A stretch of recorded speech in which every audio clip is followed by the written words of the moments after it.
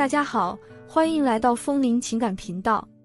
您的点赞和订阅是我更新下去的动力，谢谢您。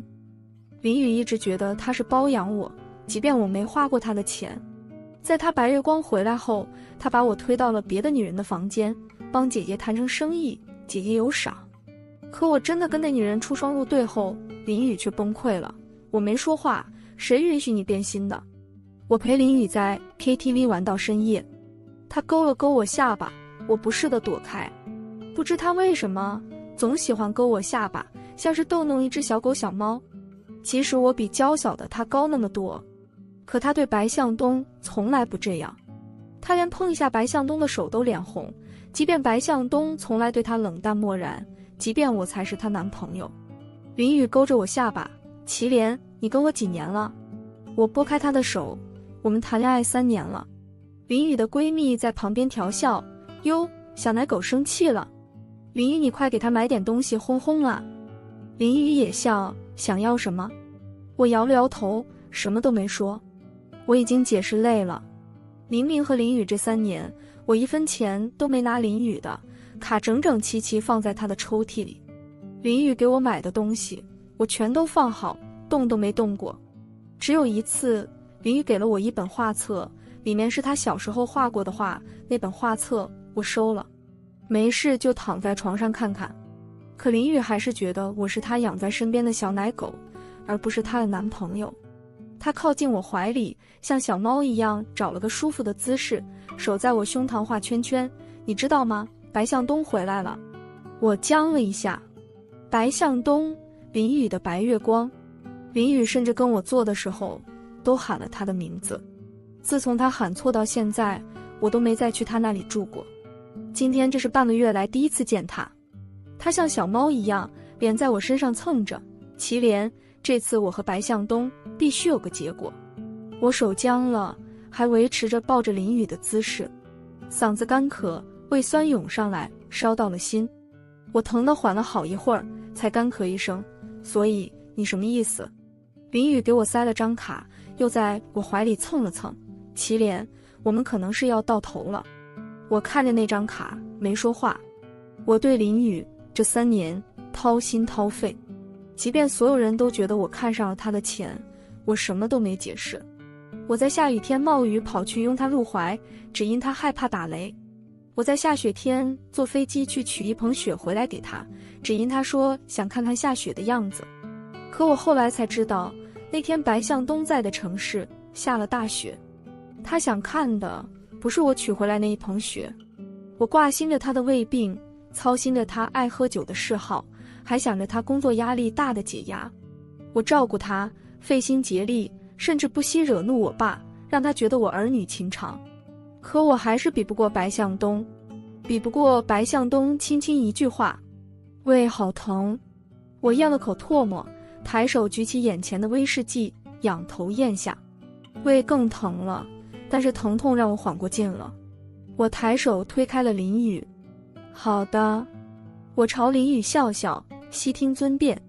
林雨眨了眨眼，似乎没想到我答应得这么痛快。祁连，我会帮你找个工作。我摇头拒绝了他，站起身，拍拍衣服，不需要。林雨，这3年你给我的所有东西，卡也好，腕表也好，鲜亮的球鞋也好，我都放在保险柜里了。密码是你生日。我转身要走，林雨拽住了我的衣角。祁连，等等。他精致的脸蛋仰着，看着我，分手你好像一点也不难受。我没说话，转身就走。我快走出包厢时，林雨追了上来，手里拿着手机。这会儿没人唱歌，包厢里安安静静，我甚至能听见手机那端白向东的声音，你让他去房间，我才相信你们不会藕断丝连。林雨挂了电话，面无表情，漂亮的狐狸眼微眯，这是他生气的前兆。他挂了电话，直指我胸口。祁连，我再问你一次，分手你怎么一声不吭就答应？不会难受吗？我低头笑了，不是你要分的吗？我听你的话，怎么反而不对了呢？林雨又眯了眯眼睛。过了一会儿，他笑了，好得很。他拿出一张卡砸在我身上，这是楼上的房卡，里面有个女人，我需要你去陪她开心，让我的明天的谈判顺利些。做好了，我给你一笔不菲的分手费，不然可真就什么都没有。他手指划过我的脸，嘴角上扬着，眼中却是一片冰冷。胃又疼了，连带着心口疼。我捉住他的手腕，林雨，你把我当什么？当？林雨笑着看我，一个大玩具呀，用舒服了给朋友用用怎么了？我看着林雨，看了很久，这就是我爱了这么久的女人。连她的闺蜜都觉得不妥，起身拦她，过了，要分就好好分。可林雨还是固执地给我递房卡，去不去？我深深吸了口气，心里一片荒凉。我低头看着那张卡，看了好久，笑了。去。我拿过那张卡，转身就走。林雨在我身后喊：祁连，你……我顿住脚步，等着他说些什么，可他终究什么都没说，一句都没留。我苦笑着叹气，就最后一次，如他所愿，然后斩断所有不舍，此生再不留恋。我乘电梯上楼，正遇上酒店经理，看见我，他忙让路：小祁来了。是祁总有什么要交代吗？我摇了摇头，私事。是的，林雨给我的房卡是我家酒店的，包括林雨都是我家集团的高管，只是我还没进集团任职，一般人不知道。我怕地位悬殊让爱情变质，不跟林雨说而已。我甚至知道这个房间住的是我们集团的大客户，因为林雨跟他谈判的资格都是我跟我爸争取来的。我深吸口气，推开了房门。房间里一片漆黑，只有沙发旁开着一盏昏黄的立灯。一个窈窕的身影坐在沙发上小憩，自然卷的长卷发披散在胸前，米色羊绒长裙看着舒服而合身。这应该就是那个大客户陈瑾。听见房门打开的动静，他睁开眼，长长的眼尾上翘着，一眨不眨地盯着我。过了一会儿，他笑了，这个林雨真豁得出去。他站起来舒展身体，我只是听说他包了个小奶狗，随口一说而已，他真当真了。我垂下眼眸，我也只是随便看看，您要是随口一说，我就走了。生气归生气，我不愿意糟践自己。陈瑾挑了挑眉，不是他逼你来的吧？那我可不敢让你进来。我没说话。陈瑾皱了眉，还真是啊。那不行，我不做这种事，你快回去吧。我点了点头，转身就走。回家后，我把自己关在家里，整整3天没出门。3天后，我爸硬把我拉出家门，说要带我出去吃饭，长点人脉，等我将来继承家业，方便做事。我跟我爸到了包厢，一进去就看见桌边坐着一个熟悉的身影，陈瑾。看见我，他挑了挑眉，阴唇张了张，最终什么都没说，只是笑得意味深长。我知道他在笑话我，可我只能装不知道，对他嘘寒问暖。心情再难受，生意客户还是要管的。陈瑾举杯敬我，小祁总，敬你。这年头这么纯真的男孩子不多了。他笑弯了眼，眼中分明写的是愚蠢2个字。我也知道，圈子里的小伙伴们找模特外围居多，只有他们甩别人，没有别人甩他们。只有我是个异类，跑去给人当小白脸，还没当成功。我低头苦笑，举起酒杯，一饮而尽。陈总说的对。我又倒满，敬了陈瑾一杯，让您见笑了。酒入愁肠，太过辛辣，呛得我眼泪都出来了。我爸一向惯着我，忙给我拍背，你看看你，慢点喝呀，让小陈总笑话。我边咳嗽边擦把眼角，笑了，是吧？我看我也像个笑话。我朝陈瑾点头，不好意思，见笑了。陈瑾盯着我发红的眼眶，看了一会儿，什么都没说，只是点了点头。接下来一整晚，他再没敬我，只是看我的眼神温柔了许多。吃完饭，我爸让我送陈瑾回酒店。我俩在车上寂静无声，陈瑾一路看着车外。快到酒店的时候，他回过头看着我，对不起。我有点纳闷，对不起什么？你什么也没做呀。陈瑾摇了摇头，我本来是在心里嘲笑你的，但后来我突然发现，我嘲笑的是你的痛苦。我不该嘲笑一个痛苦的人，对不起。我垂眸，摇了摇头，不用道歉，是我活该。车开到酒店门口，我下车给陈瑾开门，我就不送您上去了。可陈瑾看了看我，开口，你不想再接着喝一场吗？他笑着眯起狭长漂亮的眼，我带了威士忌来。我犹豫了下，现在挺晚了，他是大客户，我并不想直接拒绝。而且她一个女孩子，说实话请我上去，危险的是她。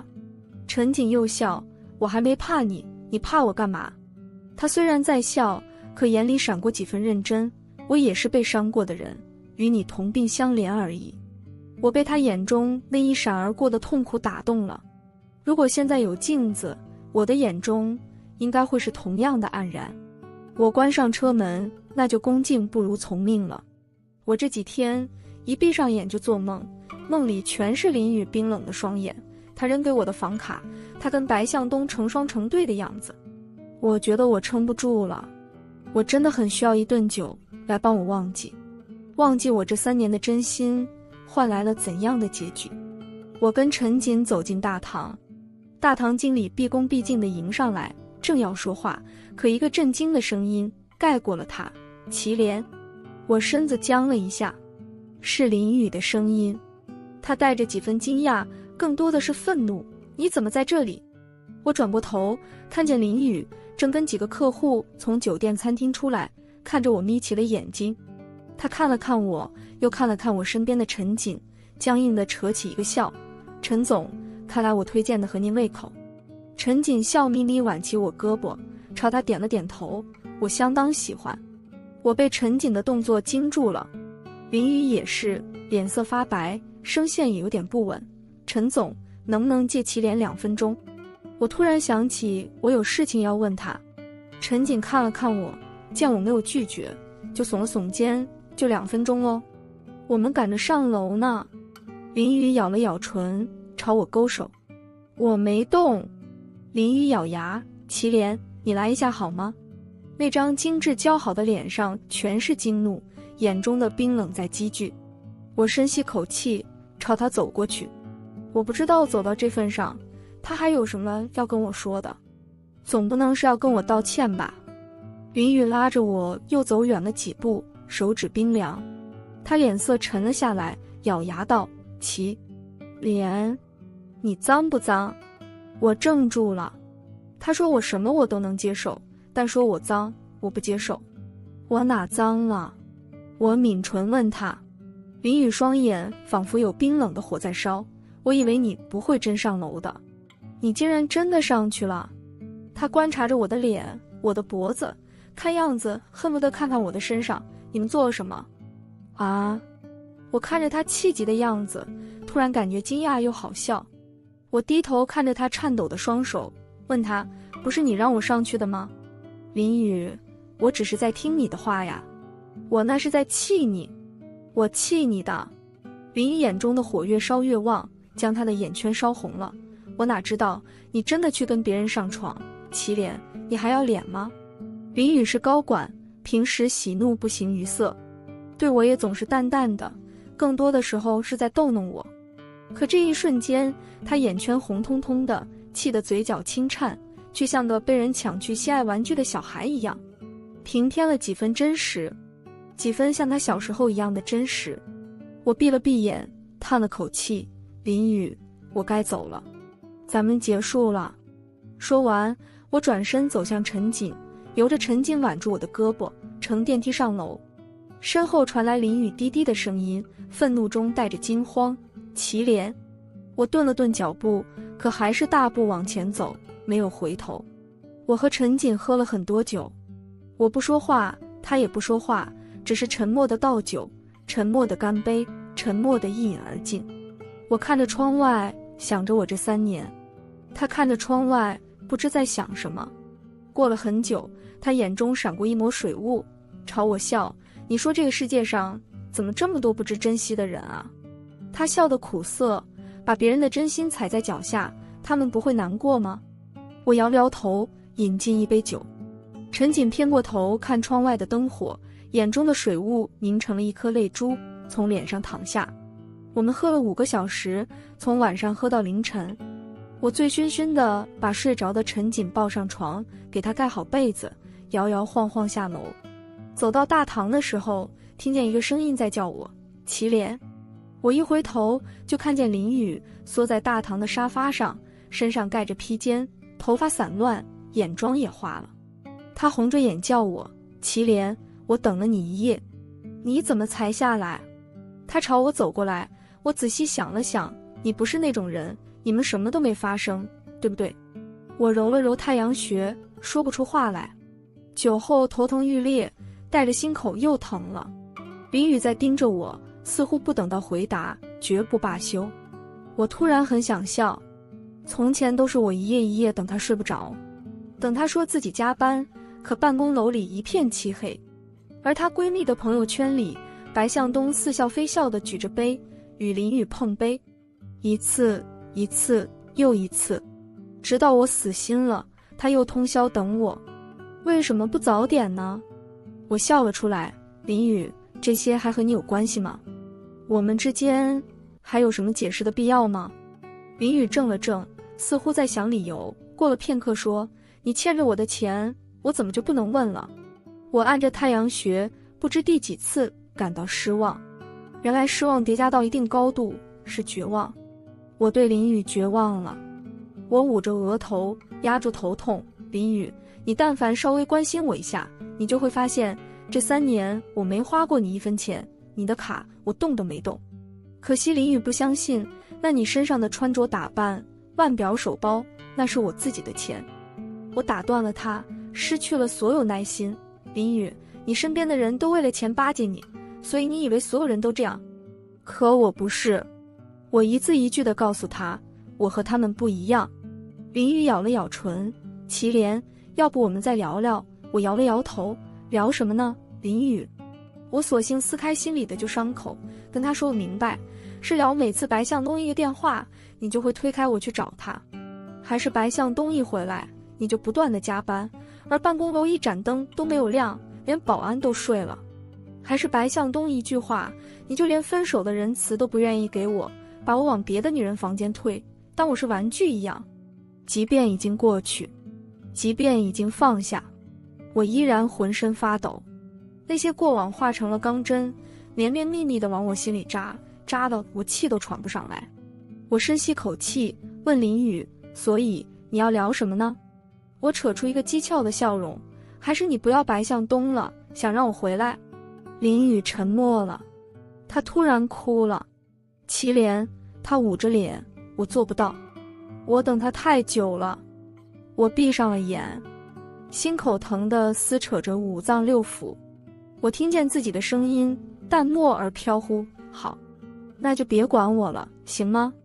别管我和谁喝酒，别管我进谁房间，上谁的床。从此以后，统统跟你无关。林雨细碎地抽噎着。我转身朝着门口走去，凌晨的冷风刺骨，吹醒了我的酒意，也吹走了最后一丝不舍。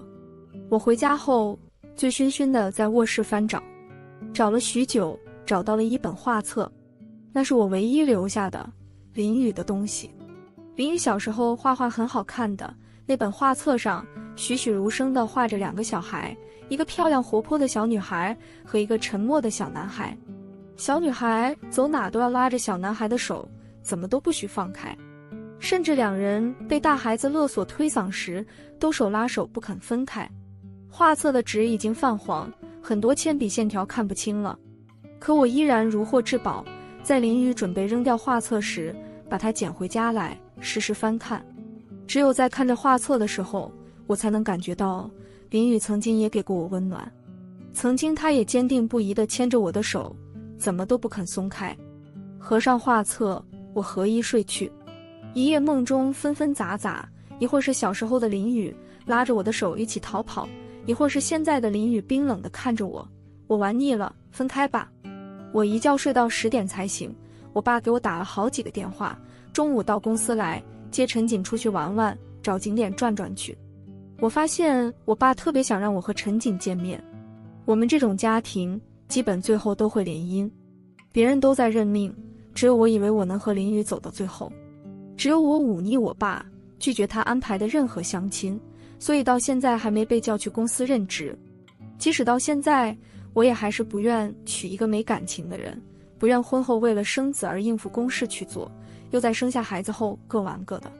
本来想拒绝，可我鬼使神差地想起昨晚陈瑾对着窗外夜色落下的那滴泪，那滴缓缓淌落到地毯上的眼泪掉得悄无声息，甚至陈瑾脸上都是面无表情的。可夜色划过他那双狭长凤眼的时候，我还是看见了一抹暗淡，那抹暗淡让我无法开口拒绝。于是中午我开车到了我家公司楼下，我在大堂刷着手机等陈瑾下来。刷着刷着，视线里出现一双米色高跟鞋，我以为陈瑾到了，笑着抬头，等了你好久。可一抬头，我看见了林宇，他一身职业套装，化着淡妆，却遮不住眼底的黑眼圈，让姣好的脸显得疲惫不堪。他悠悠地看着我，祁连，你是来找我的吧？可你现在找我还有什么用？那天我那样叫你，你都没有回头。我怔了怔，我不是找你。林宇皱眉，除了找我你还能来干什么？我等人。我刚说完就被人拉住了袖脚，紧接着那人又挽住我的胳膊，笑眯眯的，我们走吧。一扭头是陈瑾，今天他穿了一身牛仔装，头发扎了2根辫子，比前2次见娇俏多了。他歪着头朝我笑，不是来接我玩的吗？我看着他光洁的额头和嘴角的笑窝，突然觉得被阳光照到了身上，暖烘烘的。我点了点头，走吧，先带你去湿地公园玩，然后去爬山。我和陈瑾一起往外走，我甚至都没注意到陈瑾在挽着我的胳膊，可身后的林宇却低喊起来，祁连，你回来。我脚步没停，林宇带了哭腔，你回来，你回头看我一眼。我朝后挥了挥手，开着跑车带陈瑾离开。公司好多人都在围观我的车，而林宇是最震惊的一个。林宇给我发微信，你哪来的跑车？陈瑾给你的吗？祁连，你跟他是因为钱。可过了一会儿，他又发，祁连，你不是这种人，对不对？陈瑾那个圈子和我们不一样，他只是玩玩你。我给他回了一条，你不也是玩玩而已。林宇没回。陈瑾收走我手机，出来玩就好好玩，干嘛愁眉苦脸的？他看着窗外，没有什么难过是酒解决不了的，如果1顿不行，就2顿。我又想起他那滴泪，一时好奇没忍住，小陈总，听起来你好像也有些意难平的往事。陈瑾收回视线，朝我笑笑，叫我小瑾。他看着眼前湿地公园一片景色，平静道，我前男友以前不知道我家世，口口声声爱我，后来我接管家里后，拒绝他诸多无理要求，他就找人绑架我，想大捞一笔。捞完撕票，我怔住了。过了一会儿，我道歉，不好意思，我不该问。陈瑾摇了摇头，没关系，已经过去了。他把一绺散发别致耳后，但那段时间我是靠喝酒撑过来的，所以我上次建议你喝酒。我知道真心被辜负能有多痛。他说的云淡风轻，但我突然想起来，陈瑾也只有26岁，是父亲中风后被迫扛起大局。那个时候被爱人绑架，他该多绝望。我手抬起来犹豫了下，最终拍了拍他的肩膀，都过去了。我带陈瑾四处游玩，中间停下来刷下手机，就看见林宇闺蜜发朋友圈，小雨和爱的人订婚了，配图是林宇站在公司大堂，伸手接过白向东的玫瑰花，手指上戴着一枚戒指。林宇闺蜜在评论区给自己留言，某些人成功错过了最后的挽回机会。我看着林宇和白向东相拥的照片，心里说不出什么感觉，就好像伸头缩头都是一刀，而这一刀终于落了下来，反而一身轻松。我放下手机，带陈瑾爬山、吃饭、看电影。送陈瑾回去已经晚上10点，我回家时接了个电话，是林宇打来的，醉得不轻。祁连，你没看朋友圈吗？你为什么没反应啊？我笑了，你想要什么反应？想我祝福你再随个份子吗？林雨一滞，哑着嗓子，祁连，你不高兴，对吗？他说，你只要不高兴，你一句话，我就什么。他没说。我垂眸，讥诮道，就什么？总不能是拒绝白向东吧？林雨顿了顿，又顿了顿。我笑出了声，林雨，你想要我祝福，我祝福就是。祝你和白向东白头偕老。你别纠结了，你舍不得他的。林雨没说话。过了一会儿，我想要挂电话时，他才说，我也以为我舍不得的，可现在我不知道。祁连，我不知道怎么选。我看到你和陈瑾在一起，我心里像有火在烧，我二话没说挂了电话。失望可以挽回，而绝望不能。我爸见我不在，为了一个莫名其妙的女员工搬出家门，低三下四，欣慰起来，让我早点去公司任职。就先从跟陈瑾合作开始。期间林雨给我发过一条微信，祁连，我后悔了，我没理他，把他拉黑了。从电话到微信，甚至连微博、QQ、抖音、小红书也没放过，让他彻底离开我的世界。林雨的闺蜜在朋友圈大骂我，怪我逼疯林雨。后来白向东都给我打电话，祁连，你欲擒故纵玩得很好，可惜你只是个玩物，林雨不会对你上心的。挂了电话，我看着我爸给我定制的西装，陷入沉思。不知白向东知不知道，他明日空降的上司就叫祁连。第二天部门会议，合作部门也一起参会。白向东和林雨作为经理都在会议室，静等老董事长的儿子进来。他们严阵以待，脸上挂着殷切的笑容，等来了推门而入的我。林雨先是站了起来，祁连，你怎么来？没等他说完话，稍后总助毕恭毕敬介绍我，这位是老祁总的儿子，咱们喊小祁总就行，以后要好好配合小祁总工作，好好表现。林雨僵住了，我看着他的脸一点点白了下去。祁连，你是不怪他不知道，我从来不来公司，也不提身世，这么听话好哄，谁能想到我是我爸的独子。我坐下，抬手让他也坐下。林经理不要客气，坐下说话。林雨僵在那里，仿佛不会动了一样。还是白向东把他拉坐下，而白向东的脸色更加难看，涨成了猪肝色。我低头看文件，让他们一个个汇报。轮到林雨时，他结结巴巴被我打断，林经理要是说不清楚，找个能说清楚的来。现在处理的是我爸拼命打下的家业，不是我儿女情长的地方。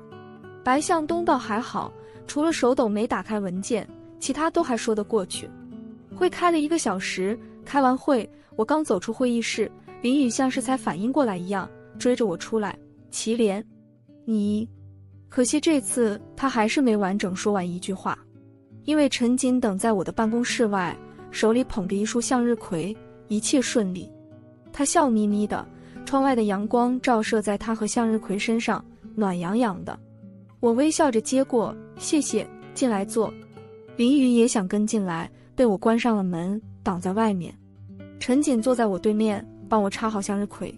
小祁总，下个月咱们的合作就暂时结束了。他笑着说，我可能不会这么频繁的来这边了。我突然有些失落，我也不知道为什么，想来想去，把这失落归因于我在最难熬的时候多赖他陪伴。我看他摆弄插花，看了一会儿，鬼使神差的张口，那我还能找你吗？去你在的城市。陈瑾抬眼看我，一双眼波光流转，过了几秒，他笑着低头，随时欢迎。我咽了口唾沫，忽然开始紧张，总觉得还有话要说，可办公室的门却被突兀推开，打断了我。我不悦地看去，林雨冒冒失失闯进来，红了眼圈，早没有那股干练。你真的是祁家的独子？我点了点头。陈瑾笑着补了一句，是呀，林经理，你把祁总的儿子当小狗一样包了3年呢。林雨的脸更白了，你为什么不告诉我呀？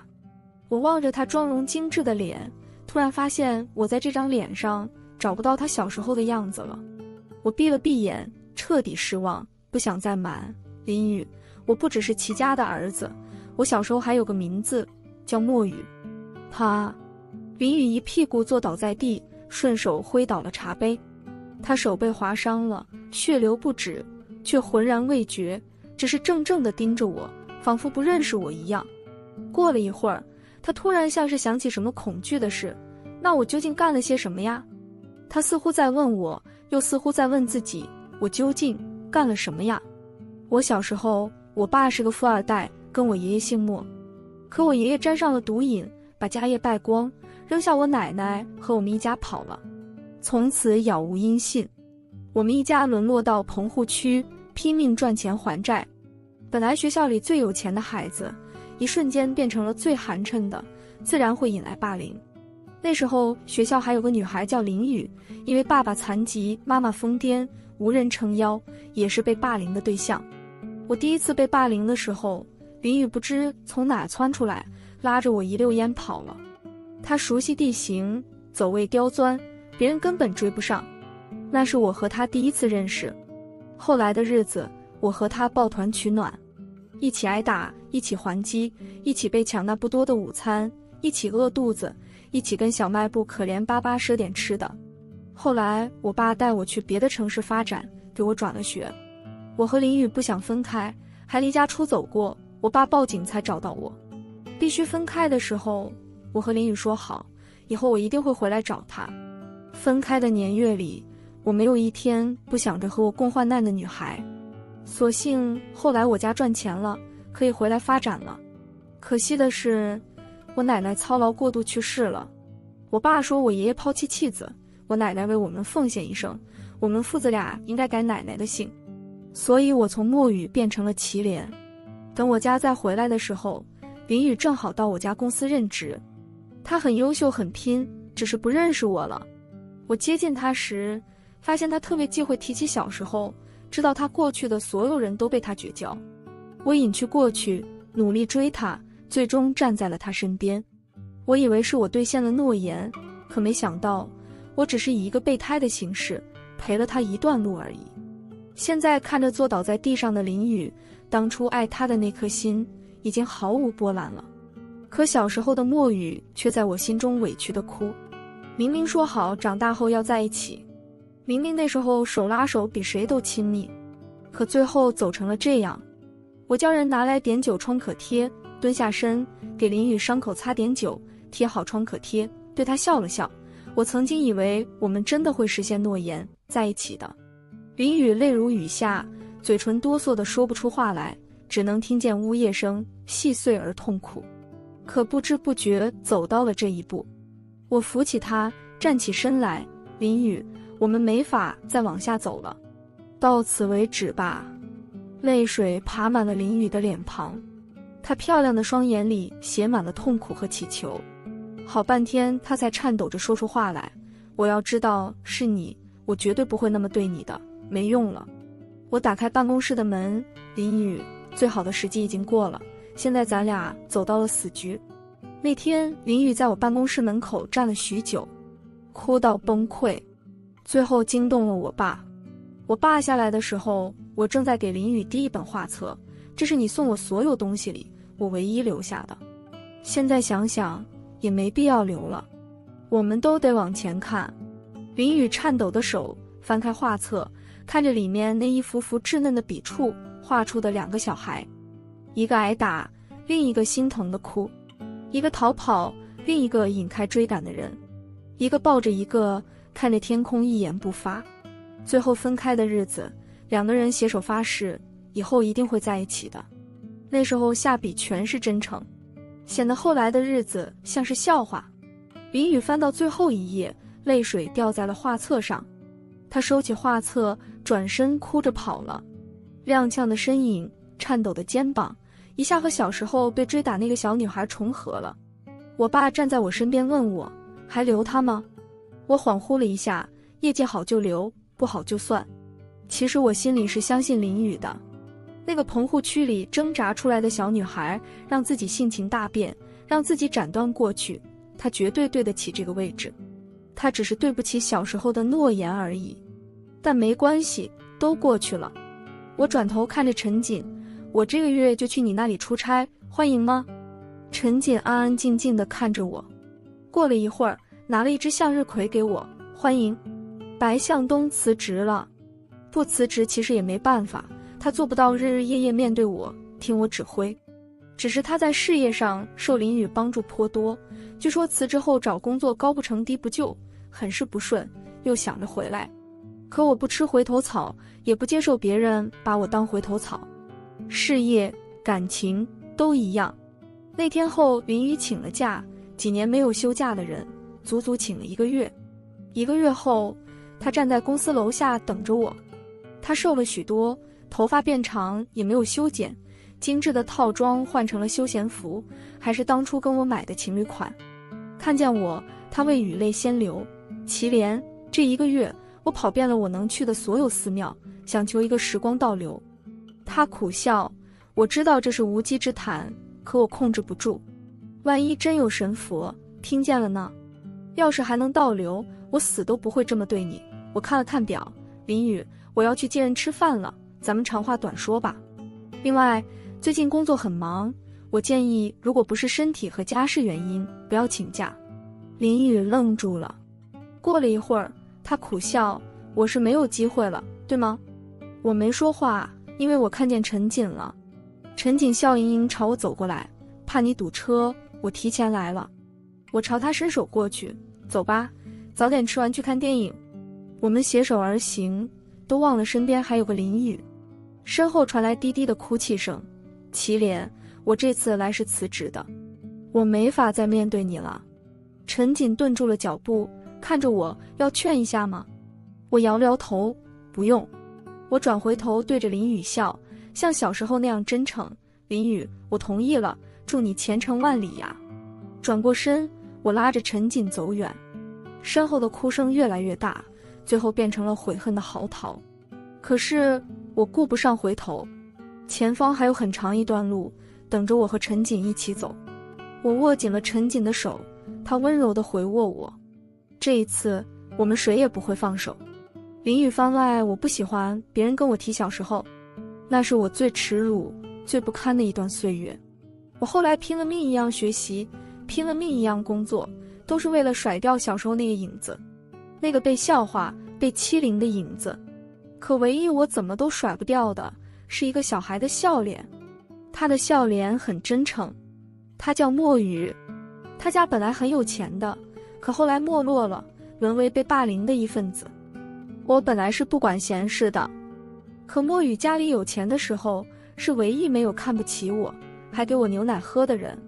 那包牛奶是进口的，他丝毫不在意地递给了我。我想他是不记得了，可我一直记得。所以他家道中落后，我不由自主去接近他，去帮他，给自己找麻烦，为了他多挨了好多打，有一次打得我上不来气了。我没有告诉墨雨，我怕他难受。他是我逼仄的命运里唯一一个笑起来像阳光的人，我不想让他难受，哪怕挨打也不想。墨雨渐渐和我变成了连体婴，去哪都在一起。他稚嫩的声音很认真地跟我发誓，我长大会努力赚钱，娶你。那时候的孩子觉得娶一个人才是永不分离的保障。我比他早熟些，我知道不现实。像我们这种穷孩子是不能相互喜欢的，否则就是一个拖一个下地狱。可我鬼使神差的还是点了头，好啊，我等你。直到今天我回忆，还是不知道我为什么会点头。后来墨雨要转学到另一个城市，他抱着我大哭。我一向奉行多一事不如少一事的原则，可那天像是猪油蒙了心，要不你离家出走吧，我们捡垃圾也能活。墨雨重重点头，跟我手拉手跑到了城郊。不行，那时候单纯，真以为靠我俩努力就能生存下去。可不到1天，墨雨就被警察找到了。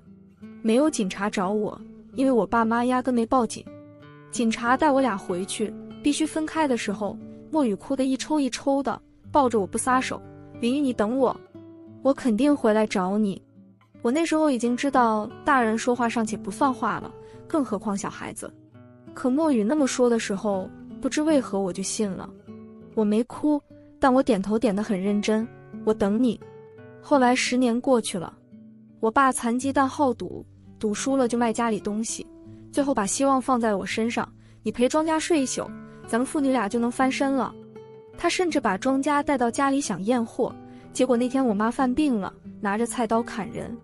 我妈清醒时是疼我的，她抱着我说，你走，你再也别回来了。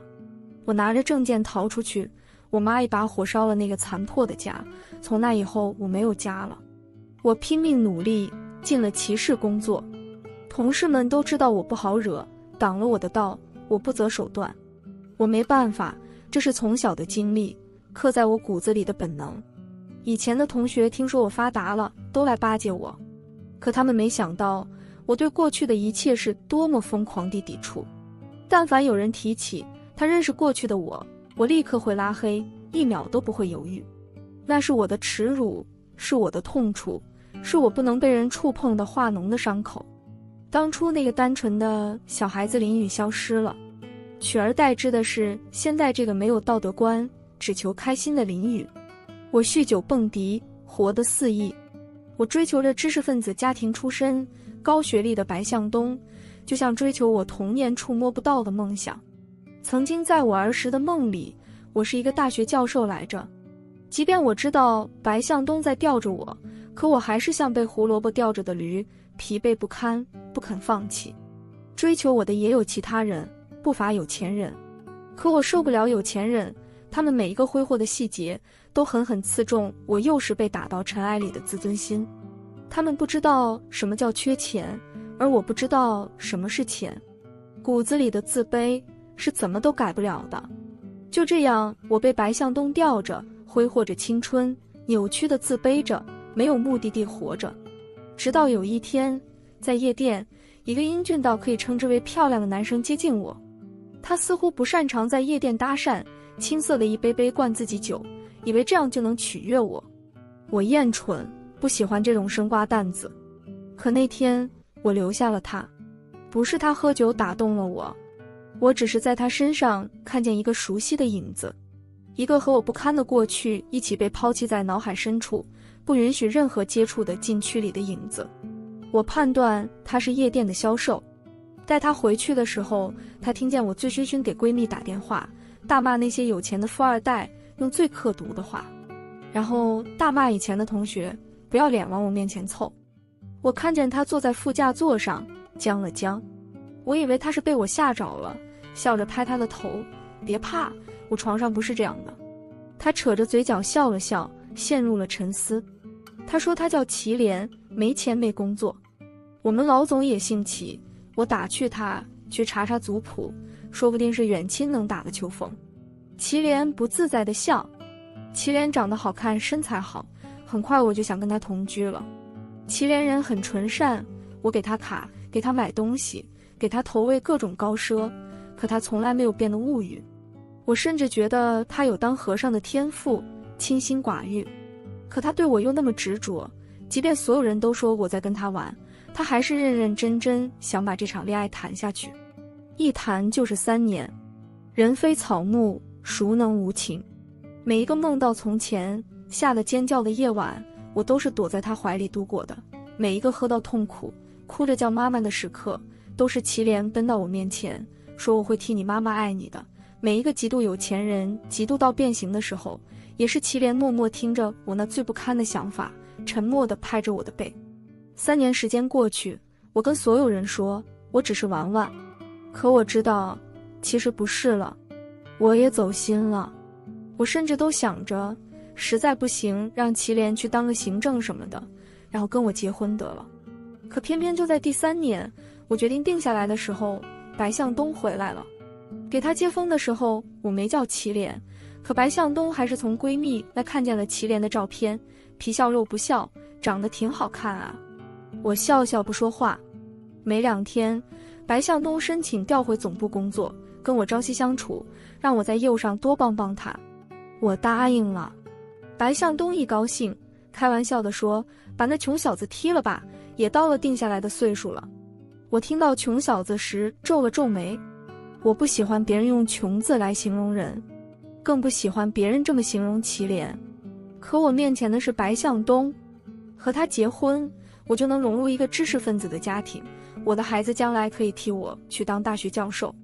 我小时候的悲苦、自卑，早已在心里扭成了一张血盆大口，尖利狰狞，吞噬着我所有的感情，所有的良知。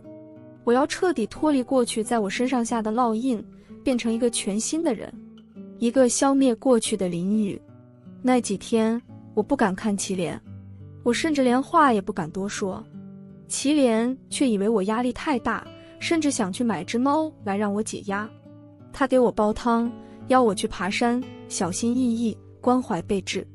我思来想去，我还是得喝醉了才能跟祁连说。我叫了闺蜜和祁连去唱歌，酒不要命的喝，威士忌呛鼻子，咳得我眼泪都出来了。喝到醉倒的时候，我躺在祁连怀里，笑着跟他说，我们到头了。我想我多年对自己的残酷训练是有用的，我已经变成一个只有目标没有感情的动物。我竟然就那么说出来，然后看着祁连的眼睛在包间的灯光下从亮晶晶到一片黯然。我以为他会求我再想想，有那么一个瞬间，我甚至希望他求我。我觉得只要他张口，我就真的会考虑。可他就静静地站起来，点了点头，转身就走。仿佛这3年的时光，那些陪伴与依偎，对他也同样不值一提。我顿时愤怒了。本来白向东说怀疑我对祁连动了真情，要我把他推给我们新接的大客户，他才能放心。我们也听说这个大客户刚失恋，据说消沉了很久，现在正是空虚的时候。这个建议是为了我们好，按我不择手段的性格，我一定会点头。可那天我竟然希望祁连能求我别分手，那我也许会重新考虑白向东，更不会把祁连推给别人。可祁连没有一点留恋，这次痛了我的心。我笑着把房卡给了祁连，去陪客户，姐姐给你分手费。当时祁连已经走到了门口，走廊的灯光照着他的脸，我看见他眼中一闪而过的痛苦，可这反而让我开心，起码他是为我痛苦。我以为我做足了心理准备，可我没想到看到祁连和陈瑾出双入对，能让我那么难受。整个心脏像被无形的手狠狠攥住，指甲掐进血肉里，还要搅动一下，搅得血肉模糊。这疼痛超过了我的忍耐力，哪怕我一向是以忍耐折服出名的。我不顾大客户的想法，冲上去质问祁连，哪怕我已经没有质问他的资格。而一向温柔的祁连，那是第一次冷淡地看着我，告诉我我没有资格再管他。他讥诮地笑，莫非你是想放下白向东？我以为我会毫不犹豫地摇头，谁会不选择白向东？可我那一刻竟然犹豫了。理性不断告诉我，白向东是我彻底摆脱过往的不二选择。可心里有个声音在悲叹，你放得下祁连吗？你舍得吗？你怎么舍得呀？我是在最恶劣的环境里长大的，我早已习惯了听从理性的选择。我在那一刻哭着说，我放不下白向东。心里那个声音长长的叹息了一声，似乎预见了今后的苦痛与孤独。祁连走后，我每天都在做噩梦，每个噩梦里都有一群人在死命追我，死命追，死命追。有个身影一直在我身边，陪我一起逃亡，可我看不清他的脸。每个夜晚我都哭着醒来，习惯性地摸着身边，寻找祁连的身影，寻不得。我不止一次呆坐到天明，一遍遍告诉自己，慢慢就忘记了，就像童年一样，想忘总会忘记的。可我绝望地发现，这次不一样，祁连不一样，我忘不掉。我看见祁连到公司接陈瑾，恐慌、嫉妒、痛苦排山倒海而来。我甚至想冲上去抓住祁连，在陈瑾面前求他和好。看着他开跑车离开，我更慌了。我怕他在陈瑾身边过得好，就不会回来了。我打电话给祁连，我说陈瑾只是跟他玩玩，让他不要认真。其实天知道我没什么好心，我只是不能接受祁连用那种眼神去看别的女人。可是祁连云淡风轻地回我一句，你不也是跟我玩玩吗？我怔住了，我无话可说。是啊，我哪里有资格教祁连怎么识人呢？对他最不好的不就是我吗？那天白向东向我求婚，我迷迷瞪瞪答应了。我知道我没有退路了，我只有一个白向东了，可心里还是在悲叹，悲叹我失去了什么重要的东西，让心缺了一块，空荡荡的。我想过祁连的无数种身份，夜店的销售、鸭子、18线小演员，甚至服务员。我唯独没想到祁连会是祁氏的继承人。他空降会议室时，我震惊了。我震惊是因为我拼杀这么多年，直觉我事业遇到了危机。可震惊过后，却有另一种恐慌来临，一种我说不清道不明的恐慌，似乎人生最大的痛苦要马上来临。我很怕很怕，我不顾体面追去了祁连的办公室，我甚至求他再看看我。如果再看看我，他会不会就想起来他曾经爱过我？可他没有看我，他在看陈瑾，用当初看我的眼神。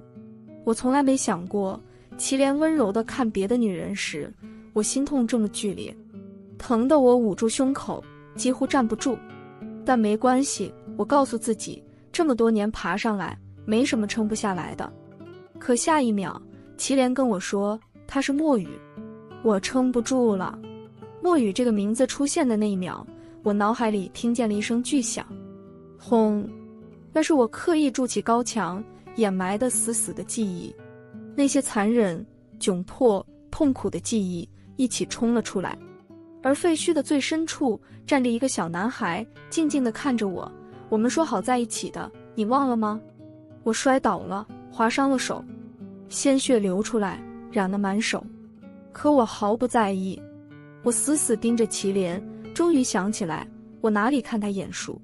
心里的悲叹变成了悲鸣。我警告过你，我明明警告过你的。眼泪不知不觉爬满脸，我痛得真站不起来了。我童年的支柱，我少女时的期盼，我丑陋过往里唯一美丽的记忆，唯一纯净的存在，被我当个玩具一样玩够了就扔给别人了。我突然想起和祁连分手后，我在抽屉里发现了所有的卡，在衣柜里看见所有的礼物，唯独我那本画册不见了。那本让我扔了，祁连又捡回来如获至宝，仔细存放的画册。画册里是我和他小时候的温馨细节，而现在祁连把他那么宝贝的画册又还给我了，断了我和他最后的联系。我捂着脸痛哭失声。祁连给我上点酒，给我贴创可贴，他叹着气，林雨，我们真的走到头了。我似乎听见他也在悲叹，在我等待的那些日子，哪怕有一次你回过头来，我们也不会到现在。我突然没力气回应了。我拼了10几年，什么事都没有轻易放弃过，只要我还能说话，我就能为自己辩解。可此刻我没有力气了。我可以对不起任何人，可我不能对不起墨雨，这是最让我崩溃的事情，足以抽走我所有的力气。后来我请了1个月的假，我便寻寺庙求一个时光倒流的机会，这似乎成了我活下去的慰藉。可惜1个月后，时间还在往前进展，我的绝望与日俱增，对祁连的思念也是。我忍不住去看他，他西装笔挺，笑容满面，看着很快乐。我突然发现，那是我没有见过的快乐，是我从未给过他的。我知道我应该放开他，让他就这么快乐下去，可我还是不甘心。我真的很想很想，我的墨雨，我的祁连，除了我妈，世界上唯一对我好过的人，甚至好过2次。我求祁连再给我一次机会，可他打断我，笑着看向了前方。我转过头，前方站着陈瑾，她穿着米色裙子，站在太阳底下，温和而明媚。她的笑容刺痛了我，那是活在阴影中的我永远都不可能拥有的笑容。消失已久的自卑再度卷土重来。我退在了角落里，看着祁连和陈瑾携手而去，独自品味着被极度啃噬的剧痛。至此，我明白，我已经失去了所有机会，我该退场了。我辞掉了工作。我本来是个一心往上爬的人，可一夜之间，我失去了精气神。我跟白向东退了婚。白向东曾经问我，是因为我现在找不到工作，你看不起我？我摇了摇头，不是，是我看不起自己。我回到了我的母校，在附近开了家小卖店。小卖店正对操场，那是我和墨雨以前经常坐着看星星的地方。那时候小小的墨雨指着天空跟我说，小雨，我的白羊座在这里，你的天蝎座在那边。我不知道他指的对不对，但还是顺着他说，离得不远哦，那说明白羊座和天蝎座是好朋友，一直不会分开呀。墨雨挠着头笑，就像咱俩一样，一直不分开。我守着小卖部，看着操场的星星，我到现在还是分不清哪里是白羊座，哪里是天蝎座。可无所谓，只要都是墨雨和我一起看过的星星就好，只要我还存着那些记忆就好。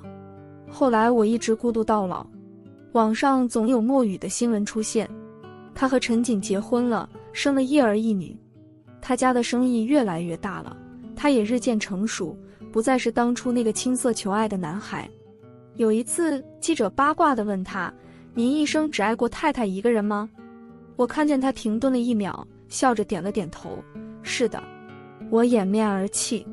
那一年我50岁，那一年我已经分清白羊座和天蝎座了，可是没有用了。往后余生，我再也看不到我的墨雨，我的祁连，我的男孩了。好了，这篇文章到这里就结束了，不要忘了右下角点击订阅，谢谢大家。